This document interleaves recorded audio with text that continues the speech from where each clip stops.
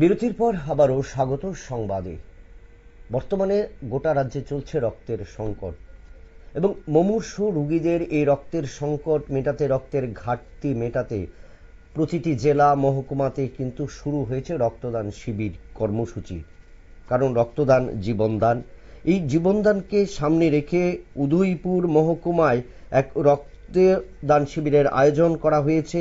Udaipur English medium স্কুলের NSS এর উদ্যোগে উদয়পুরে এই রক্তদান শিবির, এবং এই রক্তদান শিবিরের উদ্বোধন করলেন গোমতী জেলার জেলা সভাধিপতি দেবলদেব রায়। এছাড়া উপস্থিত ছিলেন উদয়পুর পৌরসভার চেয়ারম্যান শীতল মজুমদার, বিদ্যালয়ের প্রধান শিক্ষিকা সুতপা সুর সহ অন্যান্যরা।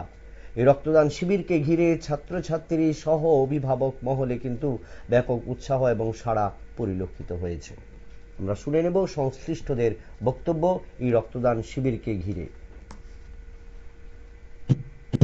প্রথম দিন অথবা শেষ দিন তোমরা রক্তদানের একটা পার্ট থাকে, এটা খুব ভালো দিক।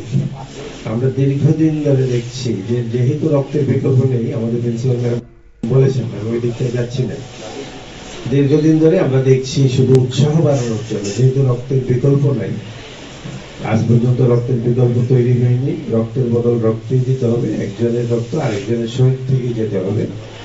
সবচেয়ে সৃষ্টির রহস্য দেখো, সবার রক্তের রং লাল। আমরা ভারতবাসীর রক্ত বলো, আফ্রিকার রক্ত বলো, অস্ট্রেলিয়ার রক্ত, কোনো মানুষের রক্ত বলো, আবার যদি দেশে বলি, আমরা ধর্মের দিকে যাই, যে কোনো ধর্মের লোক হই, যে কোনো জাতের লোক হই, রক্তের রং লাল, সবার একটাই কারণ, ভগবান এমন ভাবে তৈরি করেছেন যাতে করে তার বিকল্প যেহেতু নাই, সবাই তোমরা মিলেমিশে থাকো, একসাথে থাকো, এটা বোধহয় একটা সিগন্যাল। যাই হোক, সেটা অন্য ব্যাপার। সবচেয়ে বড় কথা, রক্ত দিতেই হবে। আমাদের দেশের যে লোক সংখ্যার 1% লোক যদি আমরা বছরে একবার রক্ত দিই, তাহলে রক্তের কারণে আমাদের দেশে কোনো লোক মারা যাবে না। সচেতনতাটা আমরা এখনো ওই পর্যায়ে নিয়ে যেতে পারিনি যে দেশের 1% লোক আজ অব্দি বছর একবার রক্ত দেয়। ফলে এখনো কোনো জায়গায় কোনো ক্ষেত্রে রক্তের অভাবে মারা যায়, সেটা অত্যন্ত লজ্জাস্কর, অত্যন্ত দুঃখের।